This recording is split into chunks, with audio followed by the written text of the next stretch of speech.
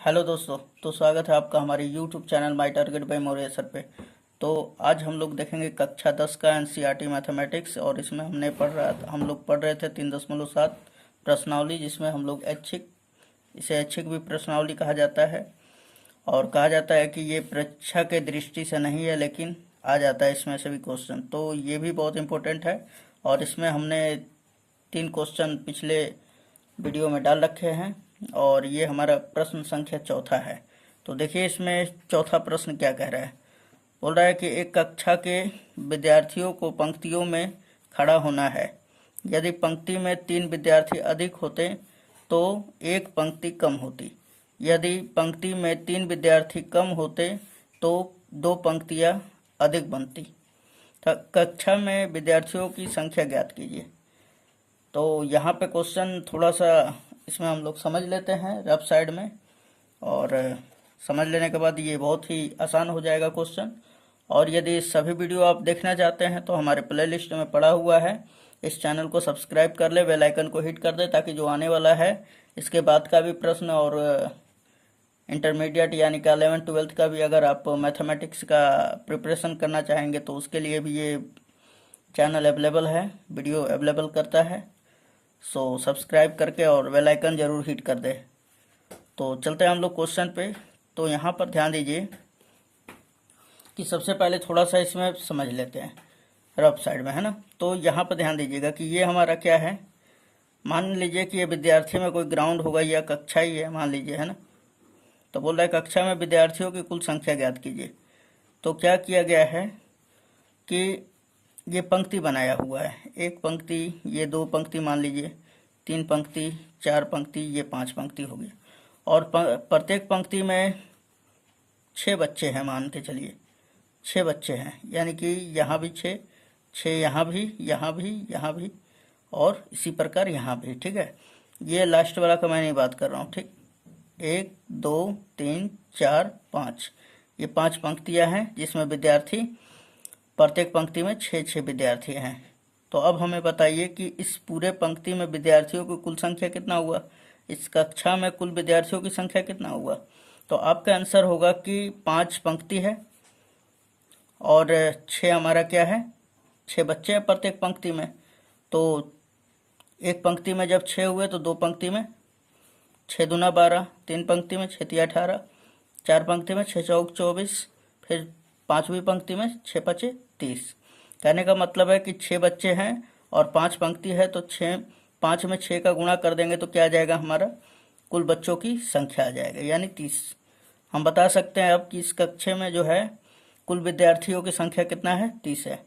तो इस स्टेटमेंट को समझ गए। लेकिन यहाँ पर क्या बोल रहा है कि कक्षा में विद्यार्थियों की संख्या ज्ञात कीजिए। सबसे पहले पंक्ति और प्रत्येक पंक्ति में बच्चों की संख्या पता होना चाहिए। और यहाँ पर देखिए कि कह रहा है कि यदि पंक्ति में 3 विद्यार्थी अधिक होते, ये नहीं बता रहा है कि पंक्ति कितना है और विद्यार्थी कितना है ना। यहाँ पे बोल रहा है 3 विद्यार्थी अधिक होते, यानी कि कोई पर्टिकुलर स्टूडेंट होंगे और उसमें 3 विद्यार्थी अधिक करने के लिए कह रहा है, तो एक पंक्ति कम होती है ना। तो चलिए इसको हम लोग पहले लिख लेते हैं कि इस जो कक्षा है इसमें पंक्तियों की संख्या यक्ष है और प्रत्येक पंक्ति में विद्यार्थियों की जो संख्या है y है।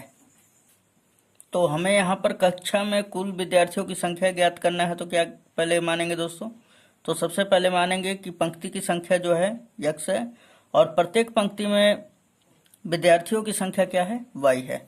तो चलिए हम इस प्रकार ये मान लिए हैं कि माना कक्षा में पंक्ति की संख्या यक्ष तथा प्रत्येक पंक्ति में विद्यार्थियों की संख्या y है।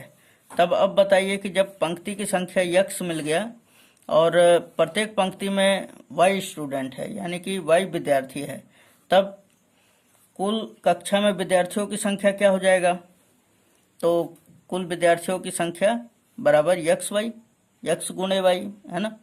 तो चलिए अब हम लोग क्या करते हैं कि यहाँ पर कुल विद्यार्थियों की संख्या ज्ञात करने के लिए सबसे पहले हमें क्या करना पड़ेगा, यक्ष और y का मान ज्ञात करना पड़ेगा। तभी तो हम इस पार्टिकुलर समीकरण में रख देंगे मान, है ना, वैल्यू, और हमारा क्या आ जाएगा, आंसर आ जाएगा। तो सबसे पहले हम लोगों को क्या ज्ञात करना पड़ेगा, यक्ष और y। तो उसके लिए अब चलते हैं, हम लोग स्टेटमेंट पढ़ते हैं। तो यहाँ पे दिया हुआ है कि यदि पंक्ति में 3 विद्यार्थी अधिक होते हैं, कितने विद्यार्थी? 3 अधिक होते हैं, और विद्यार्थी की संख्या क्या है? y है। तो हम यहाँ पे लिखेंगे प्रश्नानुसार, और 3 विद्यार्थी अधिक होते हैं। तो चलिए, विद्यार्थी की संख्या क्या है? y, और इसमें हम लोग 3 विद्यार्थी अधिक कर ले रहे हैं, ठीक। और बोल रहा है कि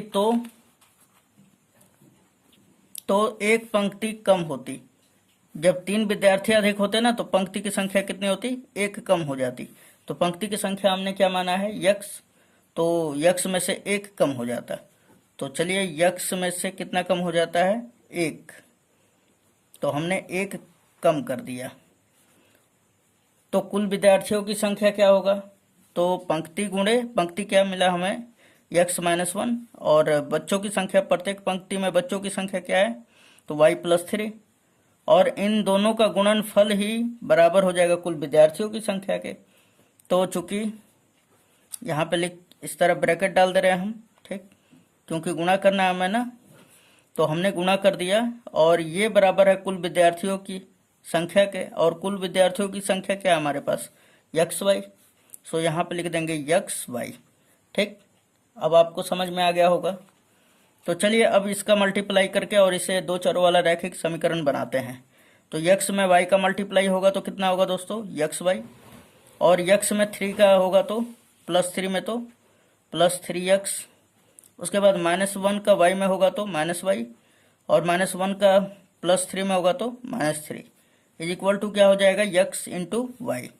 अब देखिए कि ये प्लस में उधर गया तो माइनस में, तो यहाँ पे बचा ये 3x, फिर -y, और -3 इज इक्वल टू ये क्या हमारा? xy, और ये प्लस में इधर आया तो माइनस में।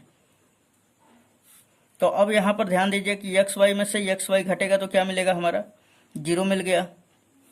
और इधर क्या है हमारा? सॉरी, यहाँ पे मैं आपको दिखा दूँ, xy में से xy घट जाएगा तो क्या मिलेगा हमें? 0 मिल जाएगा। और बराबर के इधर क्या है? तो जो है वो लिख देंगे हम लोग 3x -y, और ये -3, ठीक, बराबर 0। अब देखिए, -3 इधर माइनस में उधर गया तो प्लस में, तो यहाँ पे क्या मिल जाएगा हमारे को? 3x -y is equal to 3 हो जाएगा। ये समीकरण कर लीजिए 1, ओके। अब इसको समीकरण ए मान लेते हैं, ठीक ना, कि ताकि चाहे नहीं भी मानेंगे फिर भी कोई टेंशन नहीं है, लेकिन मान लेते हैं यहाँ पे कि ए समीकरण है। आप कुछ भी मान सकते हैं। चलिए, अब नेक्स्ट हम लोग देखते हैं स्टेटमेंट। तो ये हमारा शर्त था पहला। कौन सा शर्त था दोस्तों? तो शर्त नंबर पहला था। अब दूसरा शर्त के अनुसार, तो दूसरा में क्या कह रहा है हमारा स्टेटमेंट? तो दूसरा कह रहा है हमसे कि यदि पंक्ति में 3 विद्यार्थी कम होते, विद्यार्थी कितना कम होते? 3, तो पंक्ति 2 पंक्तियां अधिक बनती। बोल रहा है कि यदि 3 विद्यार्थी कम होते तो 2 पंक्तियां अधिक बनती। तो चलिए, पहले विद्यार्थी 3 कम कर देते हैं। तो यहाँ पर हमने बोला शर्त नंबर दूसरे के अनुसार, शर्त नंबर दूसरे के अनुसार क्या हो जाएगा? बोल रहा है कि यदि विद्यार्थियों की संख्या 3 कम होती है ना, 3 विद्यार्थी यदि कम होते, तो यानी कि विद्यार्थी हमने क्या माना था? y, तो y में से 3 कम हो जाता। तो बोल रहा है कि जो पंक्ति की संख्या है वो 2 अधिक हो जाता। पंक्ति क्या है हमारे पास? x, तो x में 2 का वृद्धि हो जाता। यदि विद्यार्थी में 3 का कमी होता तो पंक्ति में 2 अधिक हो जाता। तो इस प्रकार हम पूछे कि आपसे कि तो कुल विद्यार्थियों की संख्या क्या हो जाएगी? तो कुल विद्यार्थियों की संख्या तो xy है, और xy बराबर क्या हो जाएगा? पंक्ति की संख्या गुणे, मतलब कि प्रत्येक पंक्ति में विद्यार्थियों की संख्या गुणे पंक्तियों की संख्या। तो पंक्ति की संख्या x+2 हो गया इंटू y-3 क्या है? विद्यार्थियों की संख्या है।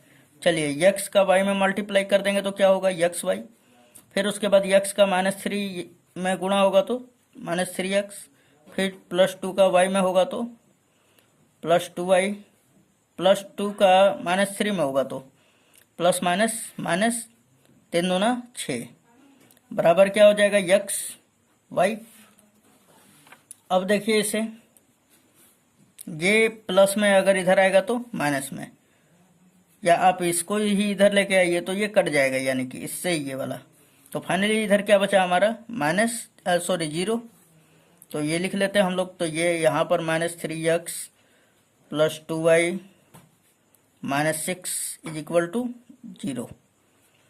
अब ध्यान दीजिए कि ये दोनों में -3x + 2y को इधर भेज रहा हूँ, है ना, बराबर के इधर। तो इधर क्या बचा है हमारा -6 = ये इधर आया तो +3x, और ये प्लस में उधर गया तो माइनस में 2y। और इसे अच्छी तरह से लिख दें, और भी अच्छी तरह से। तो फाइनली हमारा क्या मिलेगा, तो फाइनली हमारा मिल जाएगा या 3x - 2y = -6। इसको इक्वेशन हम क्या मान लेते हैं, सेकंड।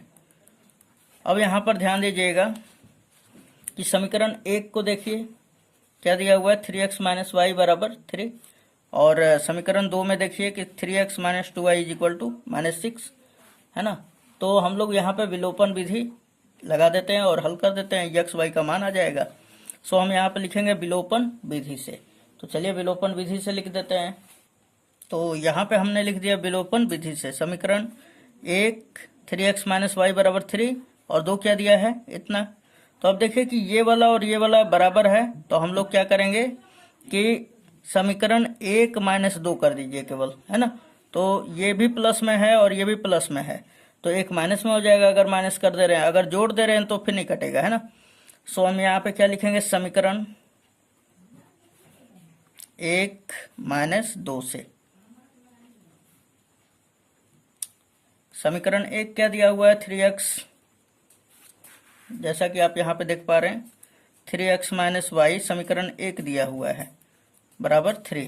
और समीकरण 2 क्या दे दिया हमारे पास, 3x - 2y = -6। अब चलिए यहाँ पर सिंबल बदल जाएगा, ये माइनस हो जाएगा, ये प्लस, ये भी प्लस हो जाएगा ना, क्योंकि यहाँ पे माइनस है। तो चलिए ये प्लस में ये माइनस में कैंसिल आउट, +2y में से -y घटेगा तो y बच जाएगा बराबर 6 और 3 क्या हो जाएगा, 9। ये प्लस वाले का ही काउंटिंग किया जाता है। तो यहाँ पर देख सकते हैं आप y बराबर क्या हो गया, 9। अब y के इस मान को समीकरण 1 में रख देंगे। तो y के इस मान को हम लोग समीकरण 1 में रखेंगे, है ना। और x का भी मान ज्ञात करेंगे। तो चलिए y का मान समीकरण 1 में, तो हम यहाँ पे डायरेक्टली खाली केवल लिख देंगे समीकरण 1 से। तो चलिए यहाँ पे लिख दे रहे हैं हम समीकरण 1 से। समीकरण 1 क्या दिया हुआ है दोस्तों, तो 3x - y = 3 है। तो y का मान हमें क्या धरना है, 9, और ये किसके बराबर है, 3 के। तो ये 9 माइनस में उधर गया तो प्लस में, तो 3x बराबर क्या मिल जाएगा, 3 + 9, और ये दोनों जोड़ देने पर हमारा 12 हो जाएगा।